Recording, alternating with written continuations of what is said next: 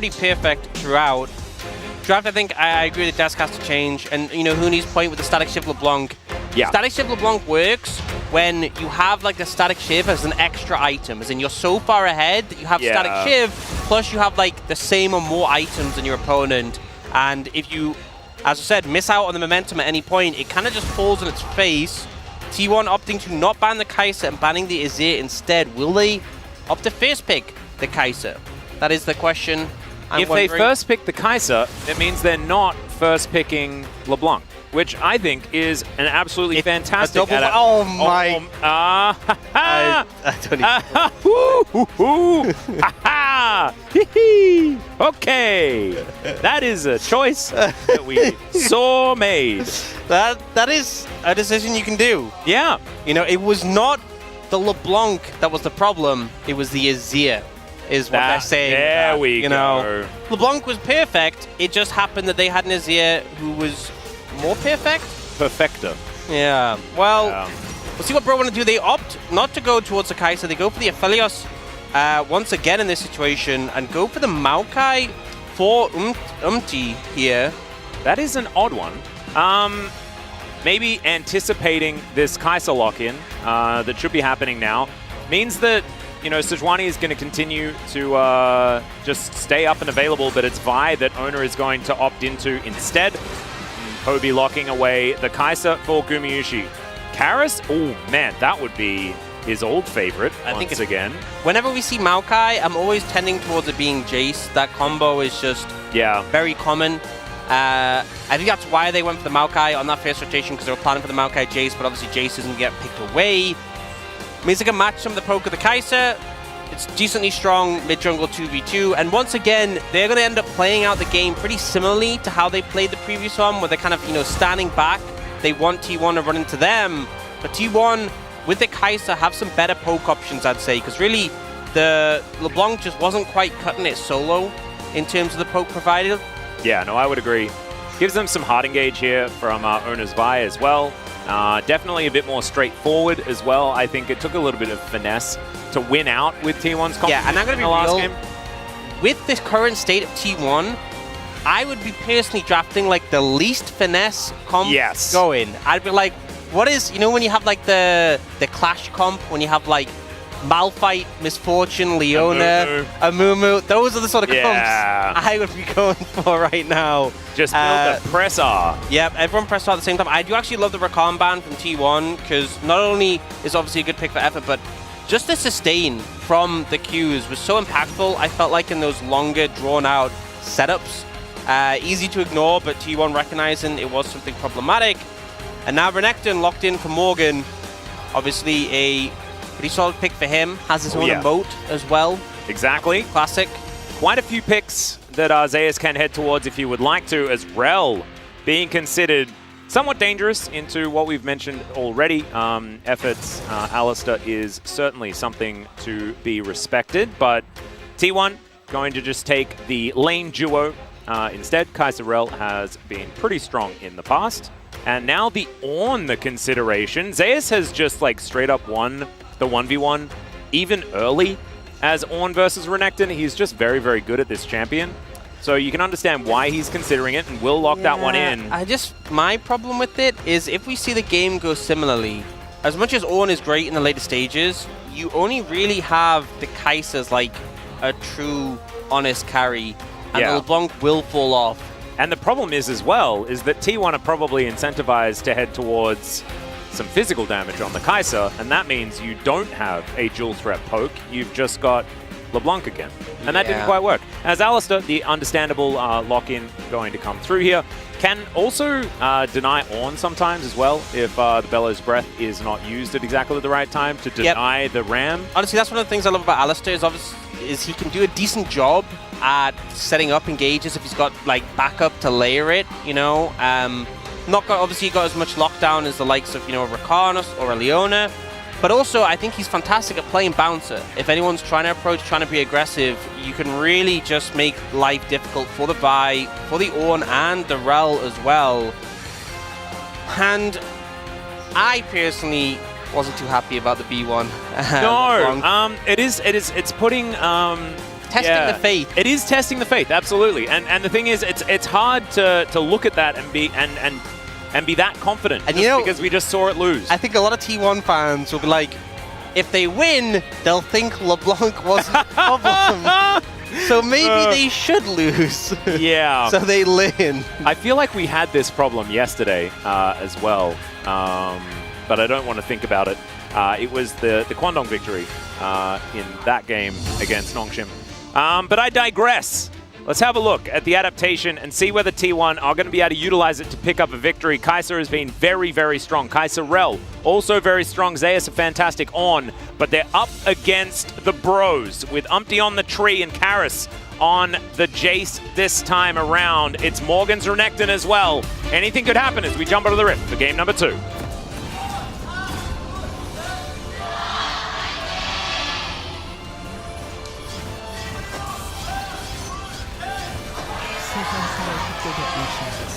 Okay, Brion, you know, the fans getting a little bit loud here in Lol Park as Effort going to be donning Wolf's suit in the SKT colors. Once again, we have, is it also, it could be Marin skin as well for Morgan on the top side of the map.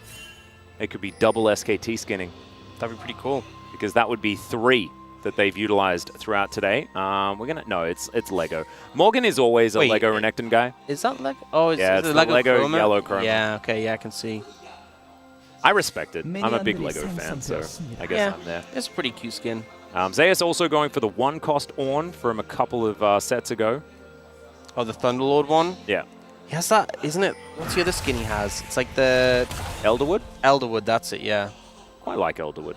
Yeah, feels like the Stormlord's like the go-to standard. I think because he only had one skin for such a long time. Yeah. And League of Legends players, if anything, are creatures of habit. Beryl especially, who refuses to use his own skins on Leona and on Ash. Very sad. Keria and Gumayusi going to give a little bit of Alicia to their Vi, and only going to be pretty happy. The pass is pretty good on the Kai'Sa for helping out with that one. Yeah, and, you know, I expect pressure to be in the favor of T1 early in the bot lane 2v2, but we saw that last game and didn't really amount to too much. That's a crash down. Not going to get the CC onto Henna, though, who immediately throws damage back to Gumayusi. Tell you what, Henna has been a real success story this year. Is that 1 in 5 Gumayusi on Kai'Sa so far? I think part of the problem is because Kai'Sa came in a meta as T1's problems occurred. Well, Henna is going to have to immediately get out of here. I think you might be right. The Kai'Sa meta sort of started as soon as Faker left. Still, not finding a whole lot of success is Gumayusi. In general, I think it's fair to say. I mean, there are a lot more issues than just the Kai'Sa, to be honest, for T1 at this point in time. And hopefully, when they can sort things out, this mid lane situation, they can get themselves back on track. For now, it's looking difficult. But Bro, I mean, this is the thing, right? We're talking about, you know, Game 1 and Bro 1 and things like that. They were still down 8,000 gold, and they just took Game 1 from both D+ and Humble Life Esports back to back. Yep. Game 1 is their territory. Best of ones, Bro would be first place in the LCK. But it's best of 3s. You have to keep it up for the entirety of the series. Oner making a rotation over here is going to be spotted by Umpty. Yeah, Umpty doing a good job using the saplings just to spot Oner out. Brought Morgan over to make sure he can secure the red. Imagine if he, like, stole it away. I almost thought that he was going to. Little lizard was jumping. Yeah, I know. Going for it. Get a little bit worried when Trico's going ballistic, but it doesn't actually happen. As Oner going to get to work on the Rift Scuttler. Bottom lane one as well should be available here for the Vi if Oner would like, but is going to tend to his top side first. And it looks like Umpty should be able to get over there. Once again, we have like Prio, mid and bot for T1. Top lane, obviously, Morgan doing pretty good in this matchup. Renekton going to have that pressure early, but ultimately, I expect things to start somewhat similarly in this game, with Oner setting the pace, looking to secure the neutrals. Particularly the early Mountain Dragon, definitely a nice one to pick up with those resistances coming in quite well later on. And I'm a bit interested, right? Because we saw yesterday, especially Nongshim, rely on Azir in so many of these team fights. Bro was that team for a really long time, but Karis sort of got sent down to Challenger for a little bit. That's why we had Ivory this season. And that was after some back-to-back-to-back Azir games that didn't go so well for Karis. I don't think that the Azir is necessarily a crutch for him like it used to be. And so we'll have to see whether this Jace performance is going to be better as Morgan brings a large amount of minions towards Zeus' turret. Knock-up, not going to connect there as the Lord just being patient. Yep. Sidestepping that one. Gets a Demolish proc. Starting to get some work done on the tower. And yeah, I think the Azir works so fantastically into what T1 had before with the Sejuani Jax, but I think in this game there's not nearly as much of that dive that you need the Azir to prevent. Obviously there is like the Vi, the Kai'Sa, and the Ral, but you have Maokai, you have Alistar, you can do a pretty good job of dealing with those. I think that a lot of this is going to be on effort and how he plays out these later team fights. If it's Bro that are going to be hard forcing, I don't like that as much. I think using this Alistar as a lot more disengage is going to be really, really strong for Bro. Just press your R button on your Maokai, land some shock blasts, you know? Yep, and Effa can just headbutt everyone away. Yeah. It's that easy, which he's kind of posturing for here. You can see Bro aren't taking any risks in the bot lane 2v2 right now. Once again, this might be a Weather the Storm angle. Is there Gathering Storm taken by any of these Bro players? That's what we really need to ask. Well, no one has Sorcery apart from Umpty, and I'm pretty sure he didn't take Gathering Storm Maokai. That would be very Chad if he did. It would be. But I'm pretty sure that he didn't, as much as I wish that he had. Oner is going to steal away the Krug camp, and Umpty going to have to deal with the dregs that are left up and available. Crocodile moving down, Karis tidying up the wave. 3 minions in the lead for Poby, whose laning phase has been fine, to be honest. Like, for Poby, it feels like it is just the last couple of team fights in a game where he will make that one big mistake. And it's kind of that's been the tragedy of Poby. It's kind of the clutch factor. Yeah. You know, it's just not there. Or it's the opposite.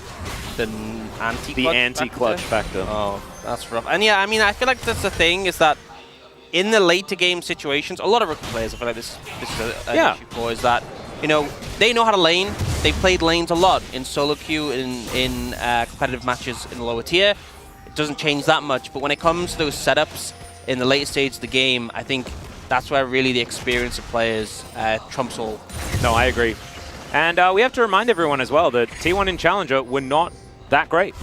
They were a team that managed to take a victory over D+ for the first time, but that had a lot to do with D+ in Challenger not performing to the level that they were. Just to remind everyone, they were at +20. They won 2-0, 10 matches in a row. It was absolutely insane, the streak that they were on. But yeah, T1 in Challenger have not really been super fantastic. So Poby coming up and trying to fill in these shoes, it's like from the B League, you get a bottom 5 mid laner from the secondary LCK League. And then you expect him to perform on this team. Well, I'm not sure T1 did. It's a real tough one. Some people expected him. But, yeah, and like if you've been watching Challenger, like I imagine, you know, a few of you have been,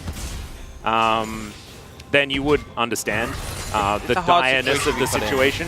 But I think, you know, if you're not necessarily paying as much attention, you hear a lot of people talk about how so many players have come up through the T1 system. They have brought up some amazing talent, you know, Berserker that's now gone overseas. One of these examples, you can see all of the T1 players and a lot of the success they've had is through that system. And so maybe you think to yourself, oh, well then if they get a new player, then it'll be fine. It's not so much that. I think usually they plan a bit further in advance when they're going to move the player up, you know. Yeah. Hard to plan for these situations. Do you see Dragon picked up by T1 there? Obviously the mid-bot prio kind of means they can start doing this again. And Chemtech Dragon second, which is phenomenal. That means we could have another Cloud Soul. And it means we won't have Chemtech Soul, the worst one in the game. Daily reminder, Chemtech Soul is really bad. It is really bad. And just a daily reminder to you to keep concentrating. I'm really impressed by what you put forward so far today. But you got to stay vigilant. You got to keep it up. Whenever there is a Chemtech Soul anywhere, by the way, ladies and gentlemen, it's Orcs' fault. As Bramble Smash going to come through. Cease and Desist comes down, though. Umpty pretty tanky right now, and he has Phase Rush, so he's just going to book it. He did rush with a lot of phases. Yeah, Nimbus Cloak as well, and so he's just running real fast after that flash. Keria going to crash down and then crash out of the whole situation. I'm going to be honest, I don't think Umpty actually had the flash there. No, I don't think so either. I think he could have turned it, because they'd kind of used everything, and he was still very healthy. Yeah, so, he had the Giant's belt, man. That's a lot of health. Yeah, that's a big belt. Yeah. He wasn't going to hurt his back. Know that one for sure. Proper form. As Morgan's going to spot Oner. You know, and Oner's not going to be able to set up anything tricky. That's in last first, game. Herald. I feel like Morgan has a tendency to like walk from the river really deep into the lane, which works well for scouting out people who are like trying to sneak in. Not so good if someone's already in the lane. Yeah, true. As Karis is going to get Mimic chained. Effort moves on over. We'll be able to deliver a little bit of extra gold. 150. Thank you very much. For both of them. Hex Flash gets him into this brush now. As Keria was already there. And Effort says, it's all right, I'm going to leave. And so it's a bit of a 2v2. T1 still just pushing waves in. And Karis not wanting to bite off more than he can chew. He's already a little bit low on health. This poke kind of working out from Poby in this early stage as Morgan has a very large minion wave heading towards the turret. Yeah, with Shiv picked up now, double Shiv as well for T1. They should just have permanent prio and bottom mid. It's going to be really hard to contest. And that's where they can start to push in like they are now, getting some deeper vision, playing aggressively, and making it quite difficult for Bro to match up. You know, Umpty's opening up through the jungle, and he's going to try and obviously defend his laners, but opportunities to use the Herald in pocket are going to be quite hard to find if you never have a wave. Yeah, that will be a difficulty. You see now, the minion wave conga line is quite a ways away from this mid lane. Speaking of wave clear, yeah, Zeus is Sunfire. Oh my goodness, there is just too much. Waves are just getting obliterated left, right, and center. It's not very fair. Not very fair at all. So let's see where Shelly does end up going. Probably going to park in that mid lane. They could just force it by pushing a lot of people over. As Gore Drinker is now done for Morgan. Does manage to at least teleport to the cannon. That was very, very nicely done. You could see that Jonas Strong was also waiting for that one, seeing whether or not it was going to come through, and it did. I think that was probably a make or break moment in the top lane matchup. I would agree. I think honestly, if Zeus had missed that, might have just meant loss completely. It's at least emotional victory, which I think is half the battle. Yeah. Especially in top lane. Maybe even more in top lane, honestly. True. As T1 are going to look for Karis. I think Karis might be dead, guys. This dive is going to be successful. First blood goes over to Poby. And now 2 plates alongside the kill onto Karis. Really nicely done here from T1. That is going to put even further of a dampener onto the unleashing of Shelly. Yeah, and this is kind of the thing, when you have that much vision in the enemy jungle, permanent prio, and your jungler support can just play around aggressively like that, very hard to counteract. And I'm going to be real, there is nothing Karis could do really in this situation. No. There were some question mark things, there were suspicions, but once you get hit by the initial CC, you don't get to play the game.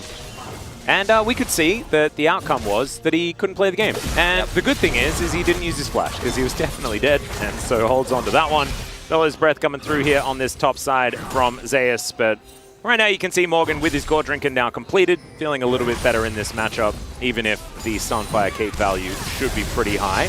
As Chain is going to connect there as Karis going to get stabbed a little, but effort is here. Umpty's going to throw down the Rift Herald. And 3v3 in this mid lane with a fair few buttons now on cooldown. And it looks like they will be able to get themselves a charge. Poby coming on over, does get a little bit of a static Shiv poke down. Karis is going to break the chains. You know, that was really nice. They get it in 30 seconds before the plates despawn. They managed to just get that second plate. And they played well to defend the Herald. With no wave, sometimes you put the Herald down and the enemy team CCs it and kills it before it charges. So Bro doing a pretty good job of securing that, but now they're looking for a reset for Karis. Dragon has already spawned, so I think T1 might just take this one. Should be able to. Morgan is rotating down though, and Zeus doesn't have teleport, so that's the difference maker. Not going to happen. And Bro, even though there is some vision here for T1, they're not going to be able to do it.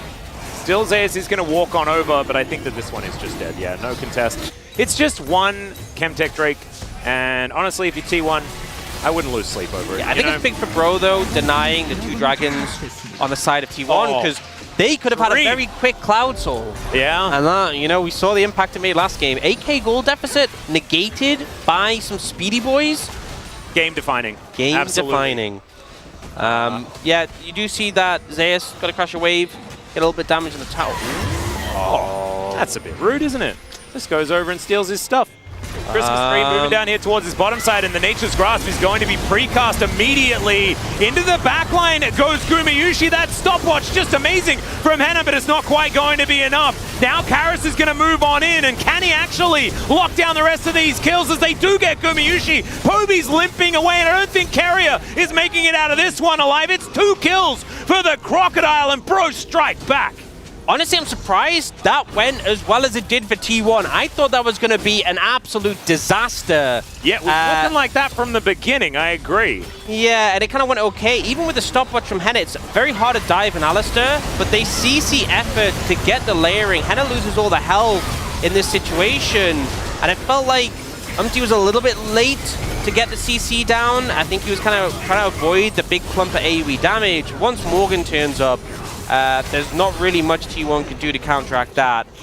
Scrappy, I'll say that one was. But a confident play from T1 that goes reasonably okay, I think is how I'd surmise it. Yeah, I'd go with reasonably okay. I think we can get there. It does mean that the gold is now just a little bit in favor of Bro. They do collect themselves the Drake. But as the dust settles, Morgan didn't actually teleport. He just wandered over there. He's been doing a lot of roaming this game, a lot of walking about, and I think it's doing well for him. He's pretty even on farm and does also have a couple of kills, so I would say the step's definitely worth it. And now, Bro looking for Shirley as well. They want the collection of Void Sisters, and they should be able to get there. Humpty is going to help out with that one. Oner is here, cease and desist in hand, and the teleport is going to be invested. I don't know whether they're going to be able to grab this Herald, but they might be able to find themselves a team fight. As when do they pull the trigger? The Ram is not up. And the Nature's Grasp is going to go down. Gumayusi able to sidestep that one, and Bro just use it as parting the ways. The Red Sea is no longer a sea, I guess. Yeah, good decision from Bro as well. You know, they use the ult to create an escape path, and then also they move into mid to defend that tier 1 so it doesn't go down.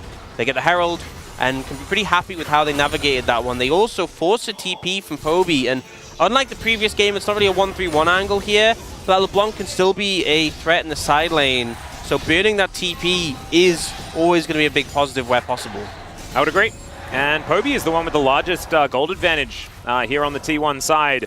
Bro leaning towards Morgan there as his advantage. But as the game goes on, you'd expect that Zeus is going to be more and more okay. That's the positive, is that you have that gold lead on the LeBlanc with the 3 kills. You know, as we said, kind of needs a big item lead. Wants to kind of have the Shiv, plus thanks to the CS thing it helps with, you have like that as an item advantage, but it's also LeBlanc, so if they start to lose momentum, it will really fall out of favor very quickly. Yeah, Poby here towards the top side of the map should be able to get some good work done on this turret, unless Effort can do something crazy to deny a few of these autos, but it looks like it is the turret that's going to be taken, as now Morgan getting closed in on. There is the Brittle, it is going to be put down, and they don't even need to use half of the buttons. Core Drinker does do a fair bit of work there, but punched to the back of the head. And now you can see that Bro are trying to return the favor here on the top side, but still they lose the outer turret, they lose their Crocodile, and T1 finds some big advantages here. Yeah, Herald can get thrown down top just to take this tier 1, but definitely still a massive upgrade for T1 in this situation. We'll take the tower, but not too much else. And again, I feel like using the Herald top, not the best option, because that mid-tier 1 is going to be really hard to take down when you have a Shiv Kai'Sa in the mid lane who can just basically one-shot the wave. Yeah, Effort does have Unbreakable Will. He's going to headbutt Gumayusi away, but Keria is going to turn up, and I think Bro were hoping to trade the inner turret in bot lane for the outer in mid, but they're not able to get that, and then there's enough from T1 to defend this inner turret in the top lane as well. So it's just kind of Bro giving T1 a whole bunch of stuff and saying, no, it's okay. We don't need anything. We're fine. Yeah, not the best plan overall, I'd say, but at least very generous. Very generous indeed. We'll give him that. After that game 1, maybe they wanted to give a little back. Oh, empty. We're going to have to flash there. You know, it's a bit of a goal lead for T1. Dragon spawning up in a few seconds. Doesn't really feel like either team is putting too much work to set up for it. It's like they don't respect the Cloud Soul as much as they could. Which is mind-blowing after that game one. It's very unfortunate. I'd say that it's sad, but it's okay. Not going to hold it against anyone. At least not live on air. As Zeus now just clearing out vision here for T1, and it looks like this streak is just going to belong to T1. Not a lot that Bro's going to be able to do to try and get in here. Of course, they could try to use the Nature's Grasp, but it's not up and available just yet. Yeah, I mean... From Umpty. They're just going to give it over. Individual Cloud Dragon, nice, but not really a big difference maker. And there's plenty of time for Bro. I think getting that Chemtech Dragon was big because it gives you time, gives you the freedom to not have to contest every dragon. Wait for a better opportunity, and particularly when you look at the item spikes. Like, Karis nearly has that Manamune stacked up, but not quite. Yep. So I think waiting a good call in this situation. Only a few more stacks required, but it doesn't actually have the sword done yet, so it should be fine. Gonna look for a few of those stacks in the top lane as Effort. Poby just taking his cow for a walk, and Effort taking a lot of damage here. There's a distortion, and they do manage to get the Unbreakable Will out of Effort. Really nicely done, and that should give T1 the ability to approach. They do manage to take down this outer turret. And now there are 4 turrets taken for T1. The LeBlanc is working this time. It has proven to be more effective. The 3 kills probably helping, but also it feels like they've been playing the map better in this game. You know, trying to use that priority to push into the enemy jungle, get control, look to pressure these lanes. You know, I said I thought it might be this way. It is once again Bro just trying to weather the storm. Yeah. And wait for greener pastures. But is that going to be in this game, or do they have to wait until a game 3 in order to get there, much like they have tried to do in their last 2 series? Game 1 has been Bro's territory. They're very happy to go for that one. That one's a win.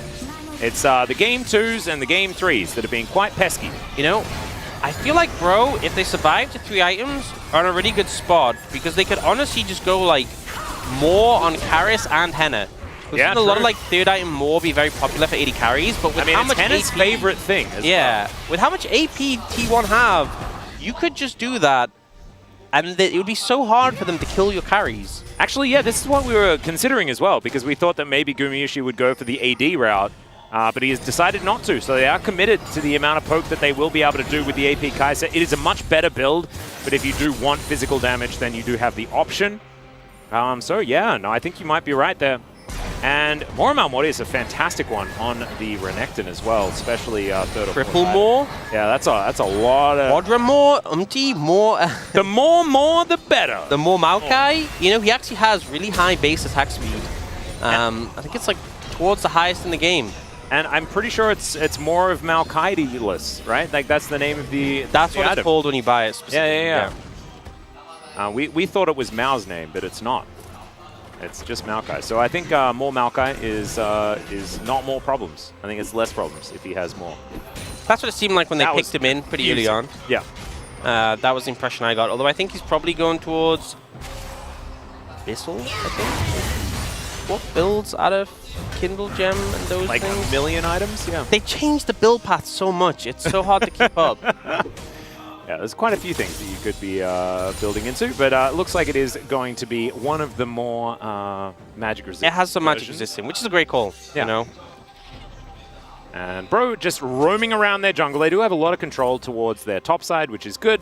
Going to deny T1 any sort of attempt at a Baron. And so far, the game has slowed down, and I guess Bro kind of okay with it, because they would prefer things. That is part of their brand, being okay. Yeah. And Brion with things. And they like to save the time. They like to invest. Exactly. And so they save up their gold until they have 6 items, and then they look for winning the game and stuff like that. I'm being started up on a ward. Yeah, that ward is getting them a lot of value, as they do get T1 2 back away. Blue Trinket does go down. Actually seen the last Whisper picked up by Henna here. I mean, obviously, there is going to be a lot of armor stacked up by Zeus, and he is going to be very tanky. But does mean you are going to be a little bit more vulnerable. Confident, I think, in his ability to survive, I guess, with that direction. He's also probably had a fair bit of criticism for how often he does build more before his Lord Doms. on his Aphelios, and so I respect him for this. Yep. Because if he goes for Lord Doms, then finishes more, then goes GA or something like that, but, you know, you're very happy. Could have picked up a cheeky Hex Drinker like Karis just has. Yeah. That would be a nifty little divergence. But still, yeah, that's valid. An option. As T1 just ping-ponging some minion waves. Morgan was on the bottom side. He was killing minion waves as well. He's got his Black Cleaver done. We'll see what he is going to build next. He does have an extra null Magic Mantle, as we could have the more Crocodile. Love that. And Bro gonna move in, and they're like, it's our turn for a dragon. Yep. If we're going to be nice. You know, they gave a lot to T1 earlier. Well, in they go. They do manage to find the Aphelios, and he just explodes massive value out of the Ram, as well as Bro are just getting decimated. It's a double kill for Poby. I think that's 5 on this LeBlanc right now. A massive turnaround. Zeus is going to teleport up to make sure that Umpty is going to be taken down. He's knocked up into the sky, and that is just going to be the ace. And T1, they may just win the game. Yeah, they have 20 seconds. I actually think they can end with a 5-0. And you know what? I said I wasn't sure about him not building the Hex Drinker. Hex Drinker wouldn't have done anything there. Nope. He would have just died regardless. T1 catch out the Aphelios, and now, oh, they've got to go for it. They have to.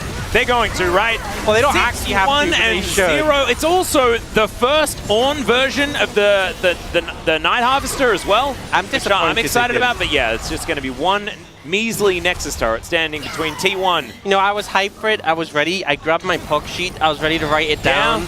I was like, oh, they're going to end. Game over. Go fast in the game. Nope, they decide to play it safe and smartly, and we'll see. So Henna just ends up, it's really hard to position here when there's 2 flankers on this angle, but just ends up in a horrible position, gets instantly deleted. And then look at this wombo combo solo by Zeus, just a bounce house. Oh my is phenomenal.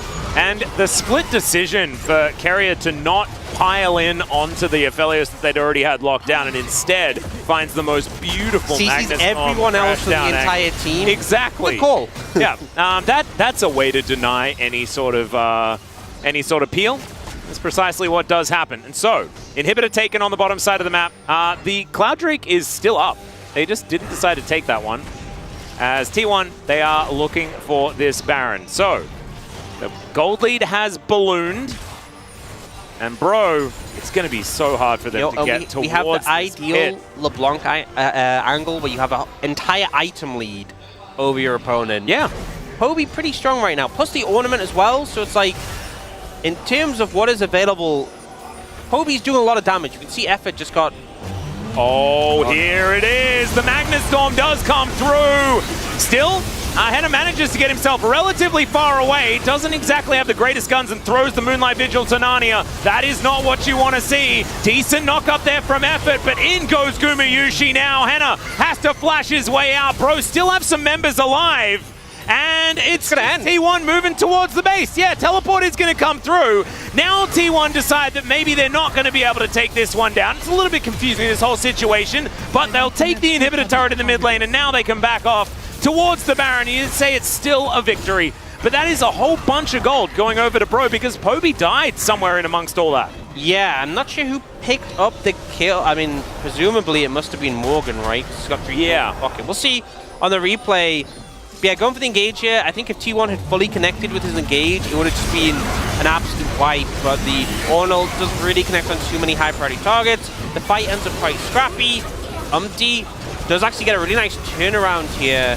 And yeah, it is Morgan who picks up the 1,000 gold. So nice they got that, but ultimately T1 are like, hey, you guys have a Nexus that we could just kill. And they don't, but they do threaten it.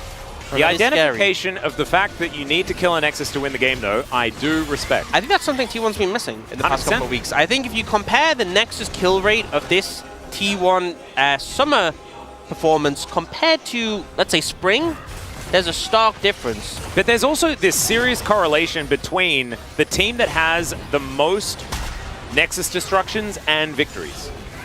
Like, crazy correlation between the two. It's almost like if you kill more of them, then you do more winning. Well, I wouldn't want to assume, you know. I know, I'm not. You gotta make sure correlation and causation are 2 different things, Max. True, you have to be really careful making these statements live on air. Yeah, no, I need to be need to be very, very... Need to check your facts on this one. Much more careful. Yeah. And I'm not gonna overextend into that. As Karis, he doesn't have teleport, and so he's in the bottom lane, and that means that T1 will be able to collect themselves a Baron. And Bro, well and truly on the back foot now. I don't know whether I am... my level of Bro-leaf is running out. I've just realized T1 are now 7,000 gold ahead, which, based on what we've seen in this series, is a very bad thing. So this is feeling Bro's a little comfort anxious. zone. Yep. Spirit Visage was what Umpty was building towards. He does now have that one. It's a Negatron now that builds into Abyssal Mask, I think it is. Yeah, but the more Crocodile has been done for Morgan. So 3 items collected for him. But T1 is still just landing this poke. And Bro are desperately trying to hold on. The Nexus turret is slowly but surely, you know, ticking back. And Bro are just trying their very best to hold on to this game. The Baron isn't exactly getting really capitalized on right now, but T1 is just slowly inching forward. I like how, without the Jax, I'm like, okay, we need someone to go in the side lane. Why not Keria? And yeah, I think that sounds about right. It's someone. Well, Umpty has decided that he wants to go for the engage. Poby just distorts, and that is going to be enough to deny the ultimate. Still, fair bit of CDR is now built up here for Umpty, or ability haste, depending on whether you want to be correct or not. And Umpty can just wait for that one to come up again, but now is a window for T1 to continue pushing forward. Inhibitor goes down in mid lane. The bottom lane going to follow shortly, you have to imagine. But man, T1 really not biting off more than they can chew. Playing this one as by the numbers as they can. As Keria, he might now try and find his opportunity. The Void Seeker not going to find too much. You know, Bro did a good job of dodging these Void Seekers. Unfortunately, their base is unable to dodge. Yeah, that is the problem. As Cease and Desist does come down, the Ram going to follow through as well as Oner goes gold. And there's the Magna Storm. Absolutely beautiful. And the Vi goes down, but I don't think that is going to matter at all in this game. Killer Instinct from Gumayusi as well as he takes down the cow. And Karis relegated to his fountain. And Bro once again going the distance in this series. We are going to have a game number 3, but this time